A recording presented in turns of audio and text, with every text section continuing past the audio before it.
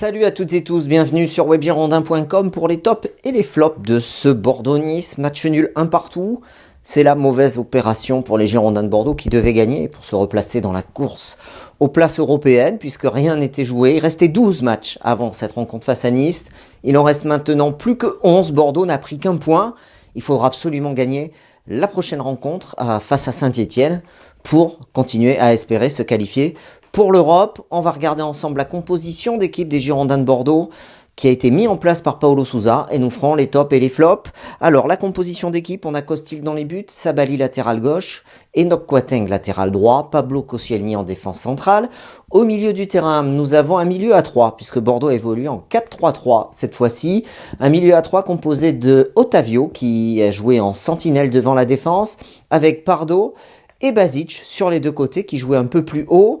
Devant, nous avons les trois joueurs avec Nicolas Depréville qui était aligné en pointe. C'était l'incertitude. Est-ce que Paulo Sousa allait titulariser Josh Maja? Non, il titularise Nicolas Depréville. À sa gauche, on a Samuel Kalou, piston gauche. Et piston droit, nous avons Wang Guizhou, le sud-coréen. Sur le banc de touche, c'est les autres joueurs, c'est-à-dire Poussin, Jovanovic, Maja, notamment Rémi Houdin aussi. Et on va voir que ces trois joueurs ont fait leur entrée. Qu'est-ce qu'on peut retenir de ce match? Déjà, dans la physionomie du match, on a eu vraiment un match à deux visages. C'est vraiment typique de ce que fait Bordeaux cette saison. Très significatif. Les Girondins de Bordeaux qui ont dominé cette première mi-temps. Je trouve qu'il y a eu une très belle première mi-temps, que ce soit dans l'organisation du jeu. Un 4-3-3 aussi bien huilé pendant cette première mi-temps. Moi, ça m'a fait plaisir à voir. Les joueurs étaient très bien organisés. Il y a eu des occasions de but avec un gros Thomas Basic pendant cette première période et le but de Depréville. Et on a ensuite une deuxième mi-temps où Bordeaux est revenu avec moins de détermination, notamment dans l'attaque de balle et dans la pression et le pressing qui est mis sur l'adversaire, et des Niçois qui étaient un peu mieux organisés eux de leur côté. Et avec ce relâchement bordelais, on a Adam Ounas, l'ancien joueur des Girondins, qui a marqué le but de l'égalisation. À noter en fin de match une énorme occasion, une double occasion. La première par Josh Maja, fraîchement rentré en jeu. Il a joué 10 minutes à peu près, Josh Maja. Un peu moins de 20 minutes. Josh Maja, il fait une tête. Pas une tête, pardon. Alors, il loupe une tête en toute fin de match. Et il a cette occasion sauvée sur la ligne par Benitez. Oui, ça arrache bien. C'est un des tournants du match. Et on a cette tête piquée sur le poteau de Nicolas Depréville aussi dans les dernières minutes de la rencontre. Je suis déçu. On peut être déçu parce que je pense que si Bordeaux prend les 3 points, c'est pas volé de prendre les 3 points. On a plutôt bien maîtrisé la rencontre et on a encore des occasions qu'on ne transforme pas. Et c'est vraiment un peu le mal bordelais, c'est-à-dire que ces occasions, on les met pas. Et si tu mets l'occasion, si au lieu d'avoir poteau, t'as poteau rentrant, ça change tout.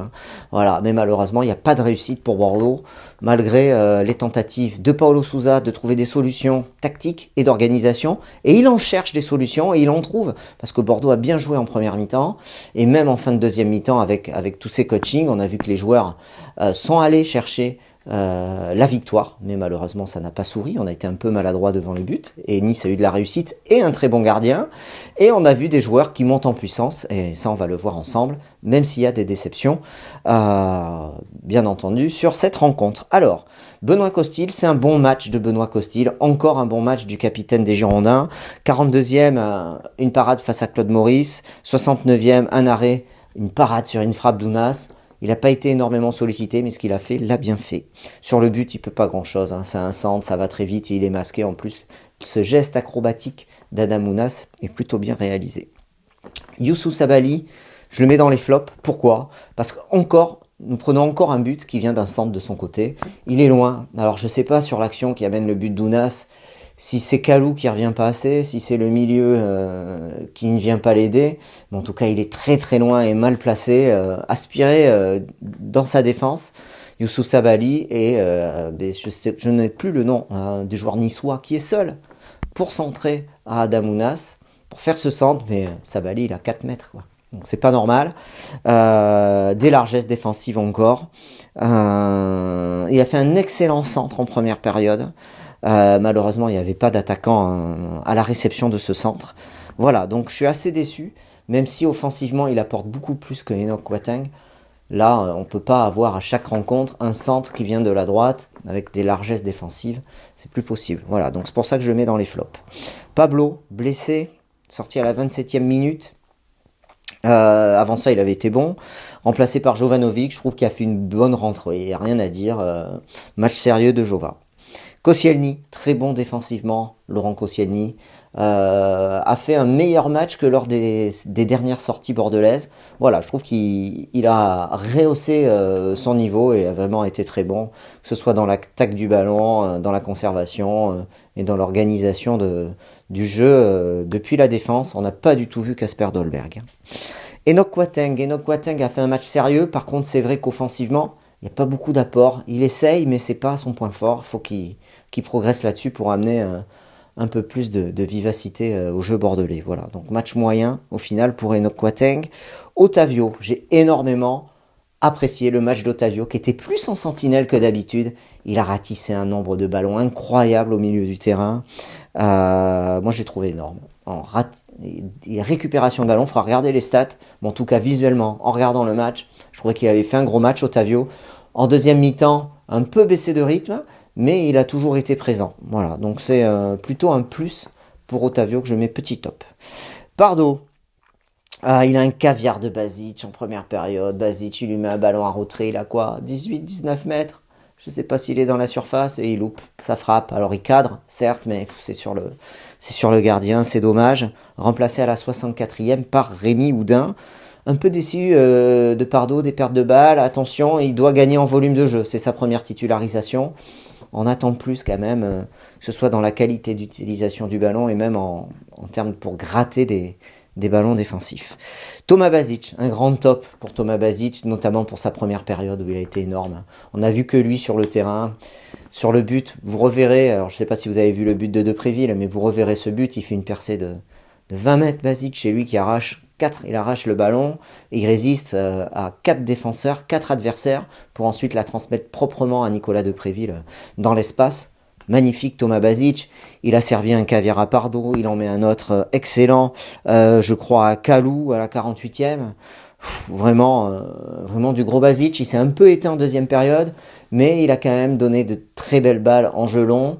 Sur la fin du match, il a réessayé pour apporter son jeu, ses qualités et sa détermination à aller vers l'avant. Malheureusement, ça n'a pas payé. En tout cas, ça montre vraiment que le joueur qui a été élu meilleur joueur du mois de février par vous, internaute de Web Girondin, à qui on va remettre le trophée dans quelques jours, eh bien, il est toujours sur cette dynamique positive. Il confirme de match en match. Et c'est le joueur du match côté Bordeaux. Wang, 14e bonne occasion, un crochet pour une frappe. Et après, c'est du déchet, Wang, c'est de la maladresse, notamment en deuxième mi-temps, où il a cette double occasion dans la surface. La première, il n'a pas le temps d'armer, il dévisse un peu, et la deuxième, il frappe, ça part dans les nuages. Il court beaucoup, il finit cramé, un quart d'heure de la fin, il ne peut plus avancer. Malheureusement, on n'a plus de changement. Voilà, donc je trouve qu'il mériterait à souffler, de revenir avec un peu plus de fraîcheur. Voilà, parce que je trouve que c'est dommage, parce que son manque de fraîcheur nuit à ses qualités, notamment devant le but. Voilà, il n'a pas marqué, il avait marqué lors des 3 derniers matchs de la tête sur corner. Cette fois-ci, il n'aura pas inscrit de but. Moi, c'est une déception. Je trouve son match est une déception. Je le redis, vous allez croire que je fais une fixation sur lui, mais c'est le sentiment que j'ai. Alors c'est vrai qu'il a énormément de dépenses physiques dans le replacement défensif, et c'est ce qui fait sa force, et c'est pour ça, je crois, que Paulo Sousa le laisse. Après, sur le jeu offensif, il y a beaucoup de déchets. Voilà. Kalou. J'ai bien aimé Samuel Kalou, j'ai beaucoup aimé son match. Qu'est-ce que j'ai aimé? Les dribbles, les passes, notamment cette première entame, ce premier quart d'heure, où il a été très très bon. Il apporte beaucoup au jeu bordelais. C'est vraiment sur un côté une force pour Bordeaux de l'avoir. Il n'a pas été décisif ce soir, mais il aurait pu sur des centres, sur des dribbles. Il est moins perso qu'avant. Il fait plus jouer ses partenaires. N'hésite pas, quand il voit qu'il est vraiment pris dans ses dribbles et qu'il ne pourra pas passer, il décale le ballon. Et ça apporte beaucoup au jeu bordelais, remplacé à la 72e par Major. On en parlera après. Nicolas Depréville. Alors, j'ai regretté en début de match avec ces ballons qui passaient devant le but niçois qu'on n'est pas un vrai numéro 9, capable de sentir les coups sur les centres, parce qu'il y a eu des très bons centres de Kalou, de Sabali en début de match, et on n'a pas trouvé preneur dans la surface de réparation. Et c'est là où tu vois que Nicolas Depréville, à qui on demande de jouer numéro 9, c'est pas vraiment son vrai poste pour se placer. Ça, je l'ai regretté. Après, il a tellement de qualité et de détermination dans l'engagement, la vitesse, la dynamique sur les premiers appuis. On le voit sur le but qu'il marque. Il marque un très beau but. Superbe but, tout en puissance, en rapidité. Il fait un grand pont sur Benitez et il ajuste parfaitement. Il réalise son geste technique, plat du pied, pour marquer. Là-dessus, il est très bon. Il y a pas à dire. Par contre, c'est vrai que sur les balles qui passent devant le but, un joueur comme Josh Maja, les centres, il sait se placer. Il a plus d'expérience voilà, que Nicolas Depréville. Mais ça n'enlève rien à Nicolas Depréville qui a fait un très bon match. Et ce but, c'est un petit top aussi pour lui. Jovanovic, j'en ai parlé, il a fait un bon match. Rémi Houdin a essayé d'apporter le petit plus qui manquait à Bordeaux. Il aurait pu faire la différence, hein, parce qu'il a eu des coups à jouer, notamment en dribble et sur le côté. Et à un moment donné où il part ras du hors-jeu, à la limite du hors-jeu. Malheureusement, ça n'était pas le cas. C'est plutôt une bonne rentrée. Et Josh Maja, qui a ce ballon, ce centre qui reprend, il s'arrache pour reprendre du pied, mais Benitez le sauve sur la ligne. On a vu le révélateur. Le ballon est sur la ligne. Très bon gardien. Et il a une tête, un beau corner qui est bien joué avec une double remise de la tête qui lui arrive sur lui. Il est à 6 mètres et il loupe sa tête complètement. Il a juste mal. Et elle passe au-dessus alors qu'il est dans les 6 mètres. C'est peut-être ce qui peut nous donner la victoire, là aussi. À noter sur Depréville, cette tête sur le poteau aussi, hein, malheureusement. Tête piquée sur le poteau en fin de match qui peut nous donner la victoire. Voilà. C'est de la déception. On peut être déçu ce soir, après ce match face à Nice, parce qu'il y avait la place.